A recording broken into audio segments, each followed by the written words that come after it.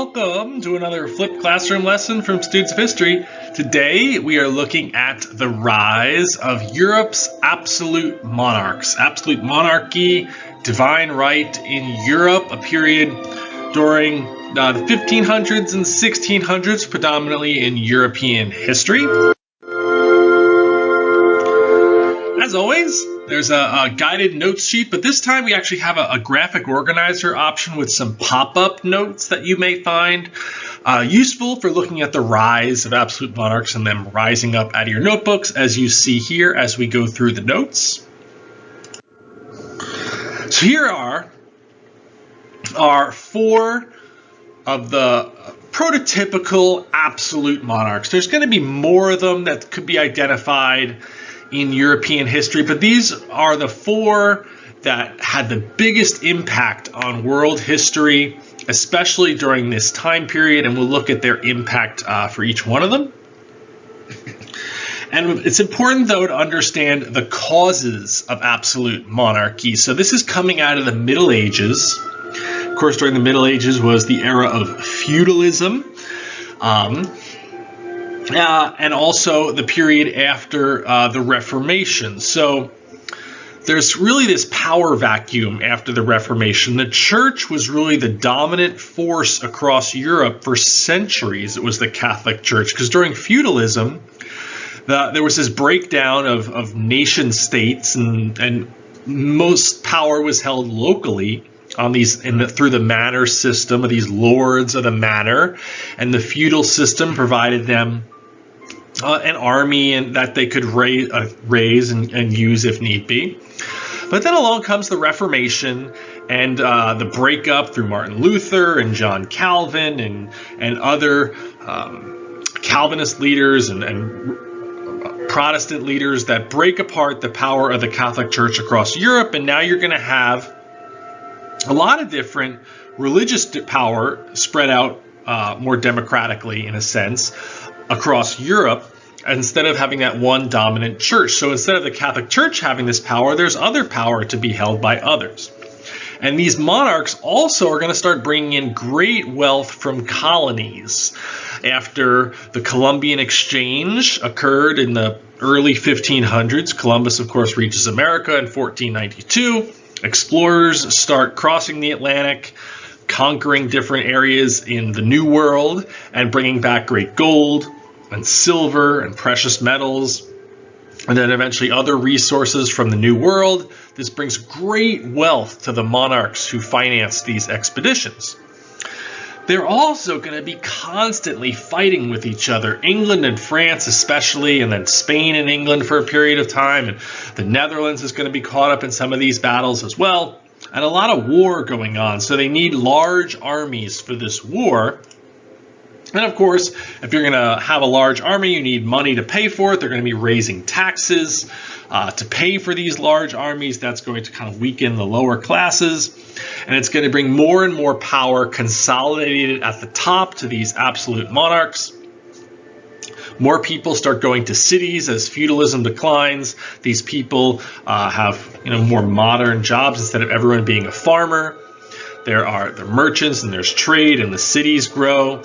And that consolidates power for these monarchs even further as they can control the population more. And it's going to result in these kings and sometimes queens as well, in the case of Catherine the Great and some Maria Theresa and the Habsburgs. It's going to be power at the top, and the absolute monarchs are going to have absolute power.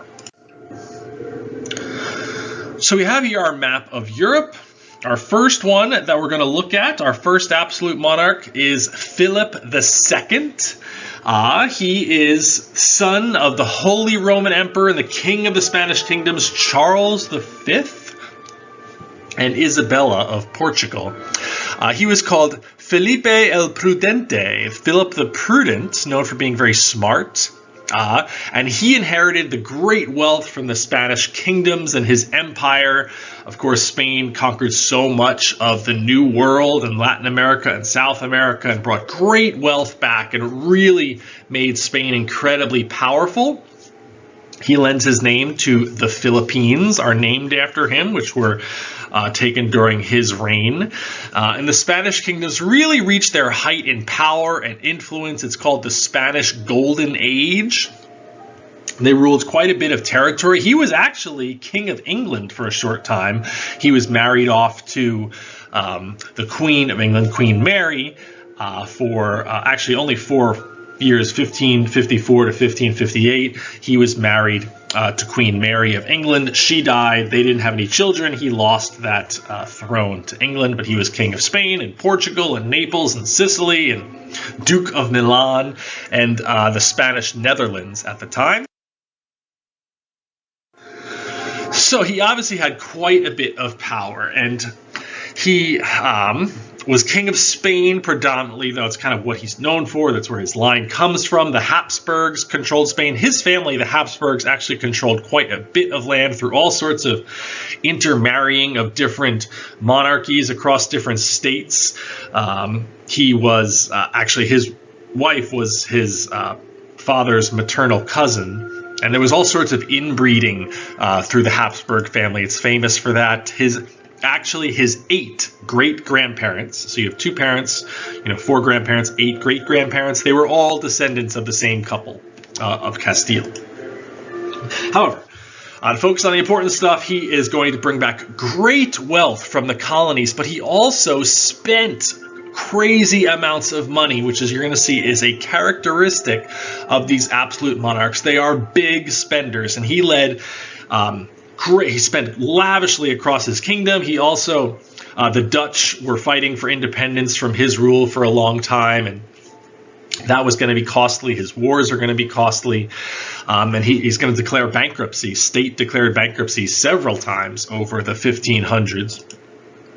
But he's going to be a die-hard Catholic, devout Catholic. He saw himself as a defender of the Catholic Church across Europe at a time of the Reformation and the Ottoman Empire, kind of a Muslim empire to the south.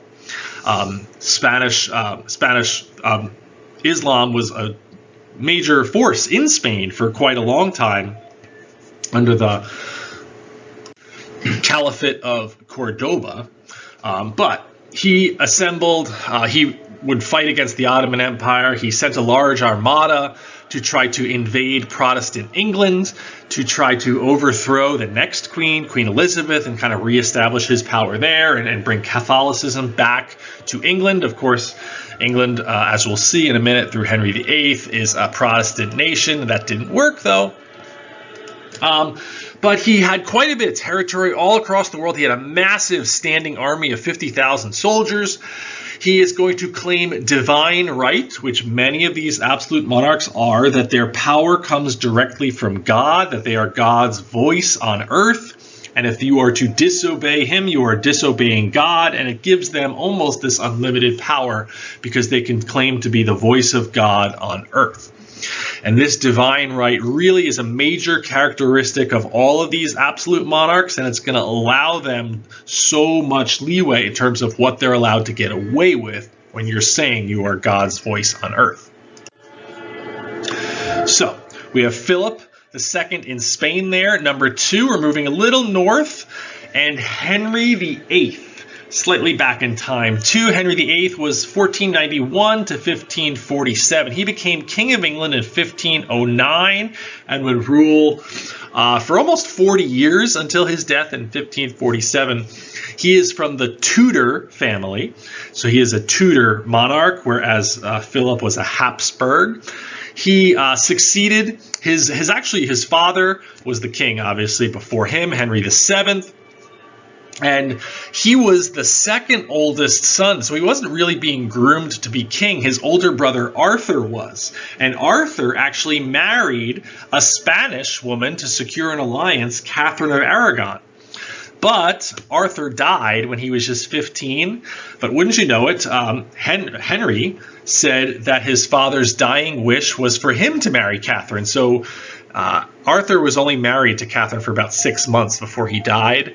So then Henry married his brother's widow, Catherine of Aragon to secure that alliance, but it would be one of many marriages for Henry VIII, one of 6. Well, what he's most famous for are his many marriages and the deaths of his many wives. So let's take a closer look at Henry VIII. He brought radical changes to England and the English Constitution.